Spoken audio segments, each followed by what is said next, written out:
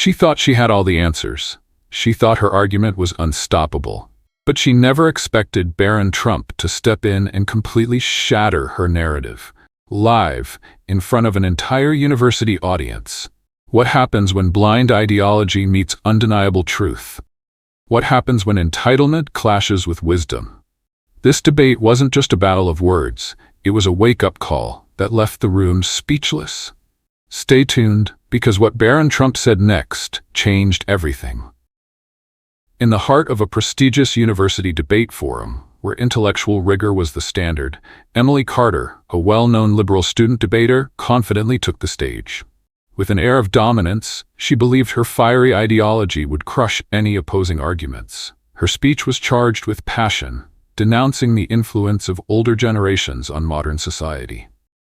She declared that people over 50 were out of touch, clinging to outdated traditions that hindered progress.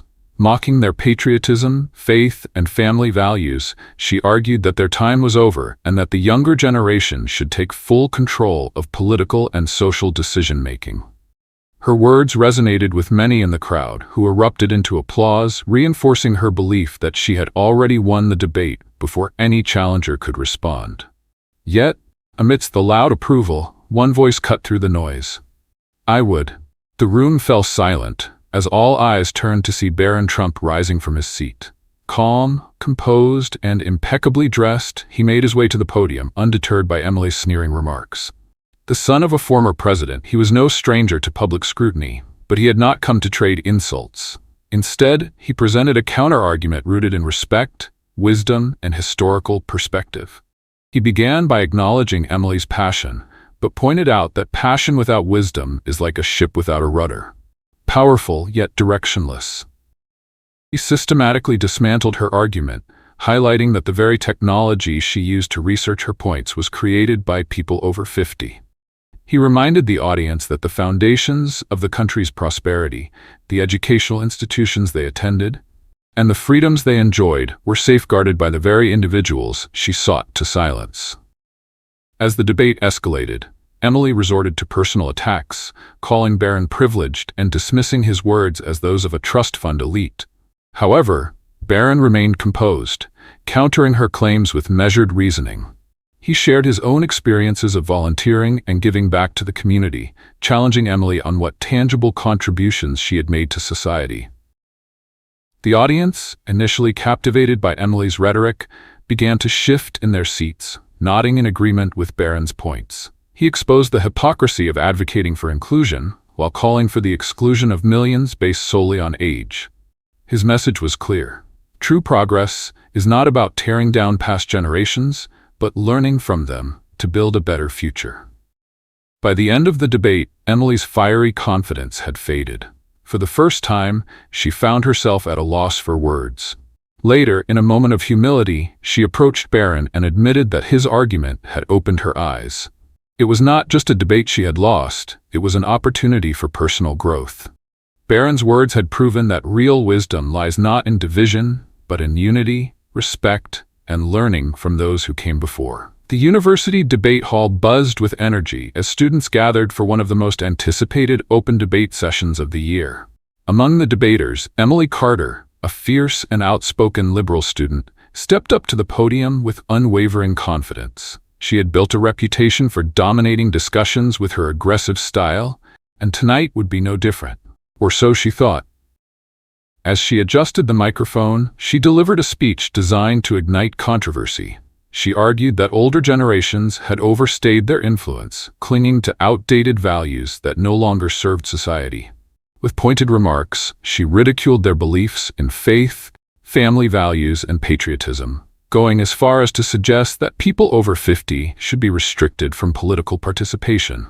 The crowd erupted into applause, feeding off her energy as she called for a radical shift in power. However, just as the debate seemed settled in her favor, a deep voice interrupted the momentum. "I would like to respond," came the composed and steady voice of Barron Trump. The room fell silent as all eyes turned toward him.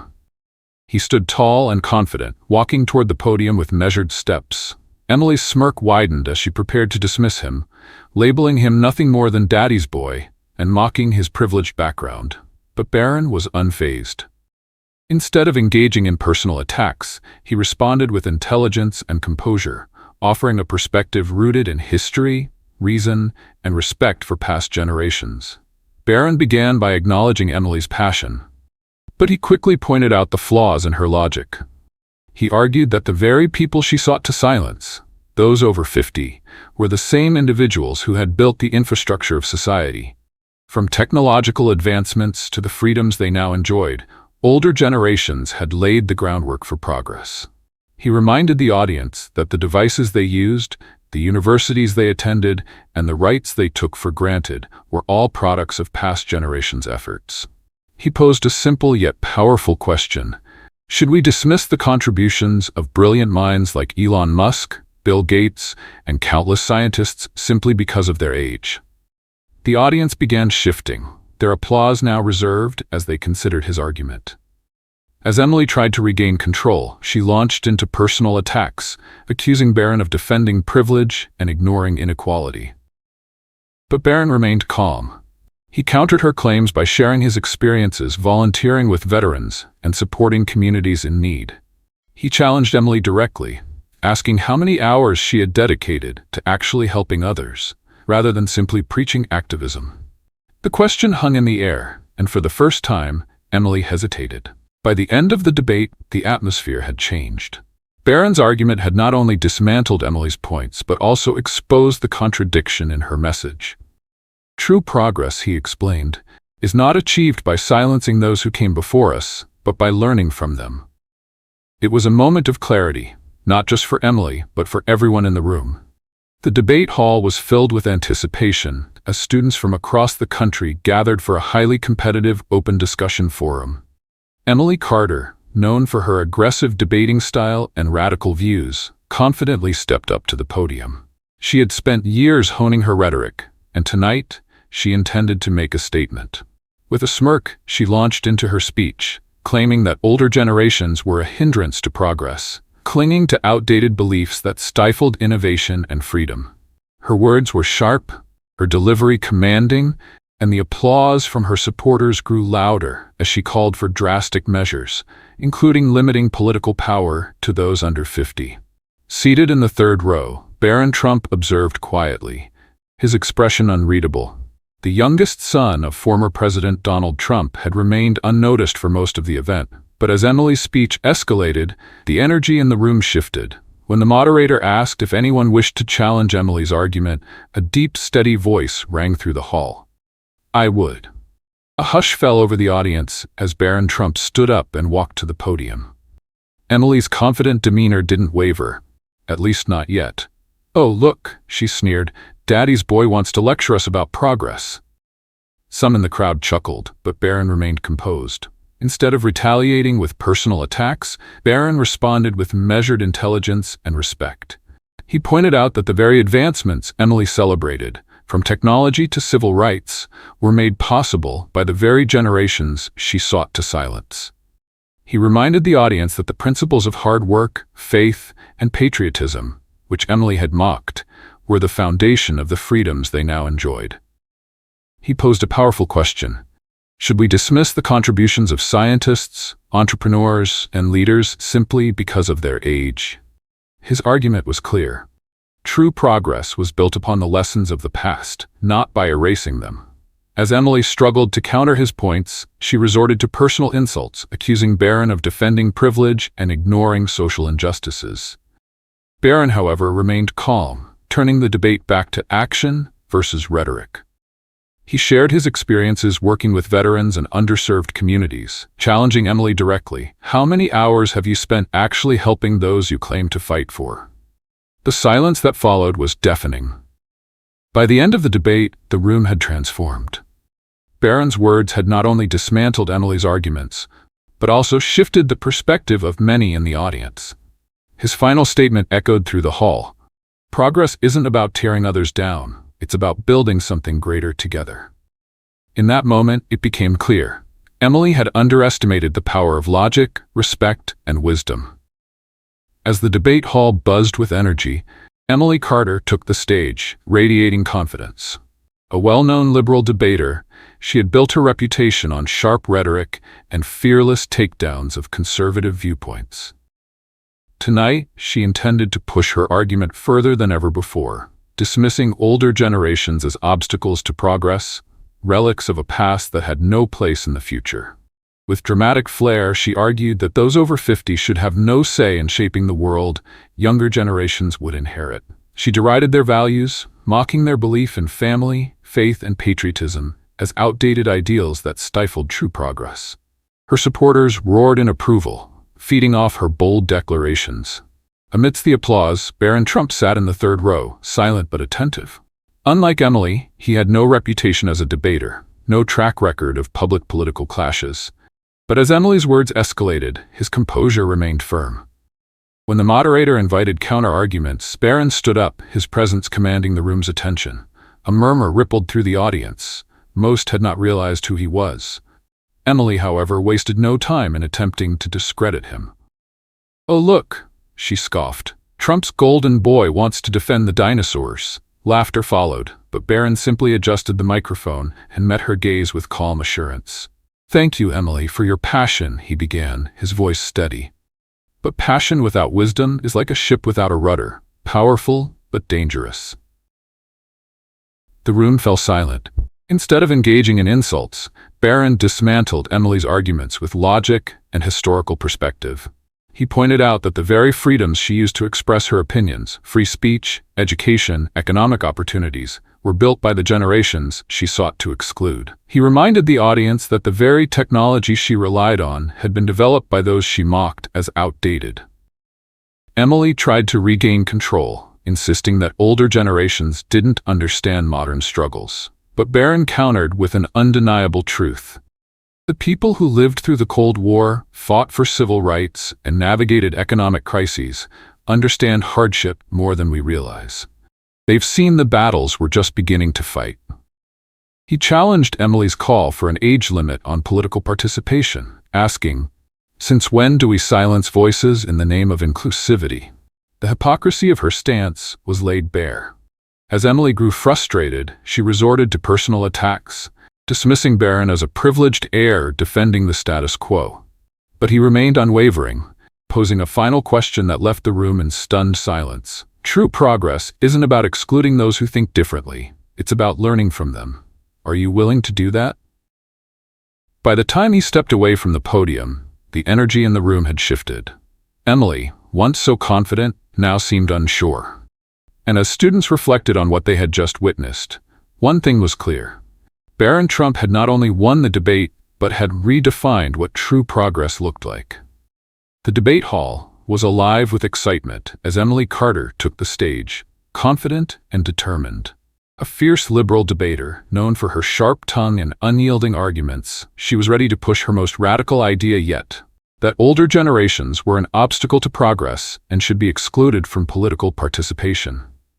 She argued that those over 50 had lost their relevance, clinging to outdated values that no longer served society.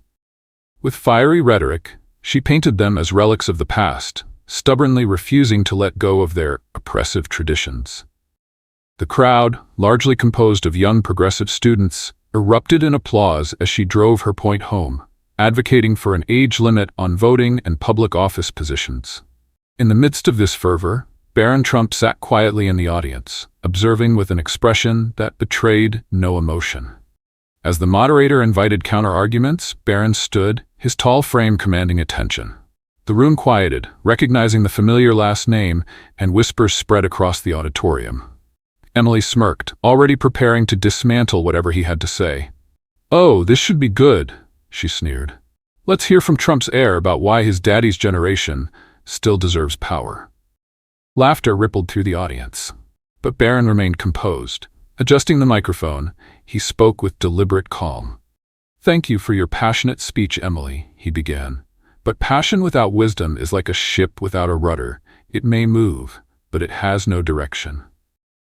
The room fell into silence, students shifting in their seats as they recognized the measured strength in his voice. Barron did not respond with insults or attacks. Instead, he offered a reality check.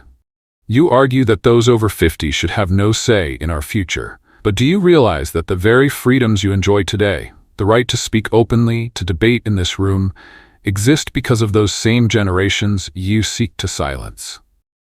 He continued, pointing out that the technology Emily relied on, the universities she attended, and the economy that allowed her to be there, had all been shaped by the people she was eager to discard. "We are not here despite them," Barron asserted. "We are here because of them."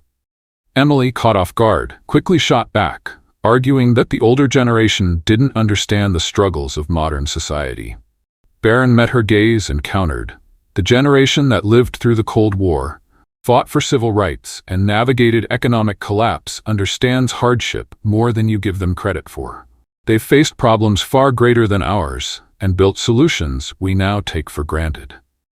As the debate continued, Emily's frustration grew. She resorted to mocking Barron's wealth, calling him privileged and out of touch, but he refused to engage in personal attacks. "Real privilege," he said, "is having access to knowledge and refusing to learn from it. Progress is not about tearing down those who came before us, it's about building upon their legacy." By the time he stepped away from the podium, the energy in the room had shifted. Emily's earlier confidence had faded. The applause was no longer unanimous, as many students found themselves questioning the argument they had cheered just moments before. Barron Trump had not only defended an entire generation, he had reshaped the very definition of progress. The debate hall was electric with anticipation. Emily Carter had just delivered one of her most controversial speeches yet, calling for the exclusion of older generations from politics. With fiery conviction, she argued that those over 50 were relics of the past, clinging to outdated traditions, faith, and values that no longer served the modern world. The crowd of young students roared in approval, feeding off her energy as she declared that it was time to remove their influence from public decision-making. "They had their chance, and they failed," she said with a triumphant smirk. "Now, it's our turn." As the applause began to die down, the debate moderator asked if anyone wished to challenge Emily's argument. A deep voice cut through the air. "I would." The room turned to see Barron Trump rising from his seat. Tall and poised, he carried himself with quiet confidence as he stepped toward the podium. Emily's smirk widened. "Well, well, Trump's golden boy has something to say," she sneered. "Let's hear it." Barron remained unfazed. Adjusting the microphone, he began with a composed, measured tone. "Thank you, Emily, for sharing your perspective. But let's take a moment to consider what you're really proposing." He glanced at the audience. "You argue that people over 50 should no longer have a voice in shaping the future. But have you considered that without them, we wouldn't even have the foundation upon which to build our own future?" The room was silent as Barron continued. "The very people you dismiss as outdated are the ones who built the economy, technology, and institutions that allow us to be here today. The roads we drive on, the universities we attend, the medical advancements that save lives. These were made possible by the generations you want to exclude." He let his words hang in the air before adding, "Progress is not about tearing down those who came before us. It's about learning from their successes and failures so we can build something even greater." Emily, clearly irritated, quickly fired back. "They don't understand modern problems. Their time is over." Barron didn't flinch. "Really? The generation that lived through the Cold War, fought for civil rights, and endured multiple economic recessions doesn't understand hardship? They've tackled problems far greater than ours and laid the groundwork for the world we live in." Emily rolled her eyes. "Oh, please, Barron. You're just another privileged kid defending the system that benefits you." Barron's expression remained calm. "Real privilege isn't wealth. It's refusing to learn from history because it doesn't fit your narrative." The crowd murmured, some nodding in agreement. By the end of the debate, the energy in the room had shifted. Emily's earlier confidence had waned. While some still cheered her on, many sat in thoughtful silence, reconsidering the argument they had been so quick to embrace. Barron had not only defended an entire generation, he had redefined the meaning of progress itself. The auditorium was still buzzing from Emily Carter's fiery speech. She had passionately argued that older generations were obsolete, clinging to their outdated beliefs and hindering true progress. Her voice had been filled with conviction as she insisted that those over 50 should be removed from political influence, claiming they lacked the capacity to understand the modern world. "They are relics of the past," she declared, her tone dripping with disdain. "Their America is gone, and it's time we bury it." The applause that followed was thunderous, with students rising to their feet, cheering her on. But then, as the noise settled, a single voice rang through the hall. "I would like to respond." The room fell silent as Barron Trump stood up. His composed and confident demeanor starkly contrasted the fiery aggression of Emily's speech. He strode toward the podium with an air of quiet authority, his tall frame and polished presence commanding the room's attention. Emily smirked, clearly eager to dismantle whatever argument he was about to make. "Go ahead," she sneered. "Defend your outdated, dinosaur-loving ideology." Barron took a deep breath before speaking, his voice steady and measured. "Emily, I appreciate your passion," he began, his tone respectful yet firm. "But passion without wisdom is dangerous. It's like a ship without a rudder, full of energy, but heading toward disaster." The audience, intrigued by his unexpected approach, leaned in to listen. "You argue that older generations should no longer have a say in shaping the future," Barron continued. "But have you considered that they are the very people who built the world we stand on? The infrastructure, the economy, the medical advancements, the freedoms we enjoy today, these are not accidents. They are the result of decades of sacrifice, hard work, and perseverance." Emily scoffed. "They don't understand modern issues. They cling to faith, family, and patriotism like security blankets." Barron nodded thoughtfully. "Faith, family, and patriotism," he repeated. "The same values that led them to build communities, fight for civil rights, and defend our nation's freedoms. You mock these principles, yet they are the foundation of the very society that allows you to stand here and express your opinions so freely." The room grew even quieter as Barron continued. "You call them dinosaurs. You say they are out of touch. But do you know what I see? I see the generation that endured the Cold War, navigated economic downturns, and pioneered the technology we now take for granted. They have faced adversity, adapted, and overcome. And instead of learning from their experience, you want to silence them?" Emily's expression faltered slightly, but she quickly masked it with a dismissive laugh. "You just don't get it, Barron. You come from privilege. You'll never understand real struggle." Barron's gaze didn't waver. Real struggle isn't about wealth or status, it's about facing challenges with integrity. And right now, the biggest challenge we face isn't the older generation. It's the arrogance that refuses to acknowledge their wisdom. The audience sat in stunned silence. Emily, for the first time, had no immediate response. Barron had done more than challenge her argument. He had redefined the very essence of progress. In life, every generation believes they have all the answers, that their way is the only way forward. Yet history teaches us a different lesson. Progress is not about erasing the past, but learning from it. The wisdom of older generations is not an obstacle to growth. It is the foundation upon which true progress is built. The modern world moves at an unprecedented pace, driven by technology and ever-evolving ideas. It's easy to dismiss traditional values, seeing them as relics of a bygone era. However, the principles of hard work, resilience, and respect for family and faith have stood the test of time. They have guided generations through wars, economic hardships, and social change. Without these values, society risks losing its moral compass, trading long-term stability for fleeting trends. One of the greatest lessons we can apply to our lives is the power of listening. Too often, younger generations seek to replace the old without considering the wisdom that comes with experience. But those who have lived through life's trials understand challenges in ways that books and theories cannot teach. The ability to bridge generational gaps, learning from the past while embracing the future, is what creates true and lasting change. For seniors, this serves as an important reminder. Your voice matters. Your experiences hold value, and your insights are needed now more than ever. The younger generation may bring new ideas, but they still need guidance. By sharing your wisdom with patience and grace, you continue to shape the world, not by resisting change, but by ensuring that change is built on a strong, unwavering foundation of truth, integrity, and perseverance. And there you have it, Wisdom triumphs over arrogance, experience outweighs ideology, and respect bridges the gap between generations. Barron Trump didn't just win a debate. He delivered a masterclass in grace, logic, and true leadership.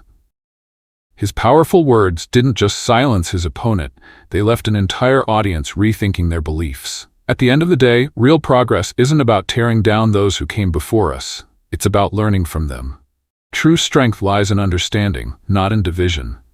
And as Barron Trump proved today, when facts, reason, and respect come together, even the loudest voices of opposition can be humbled by truth.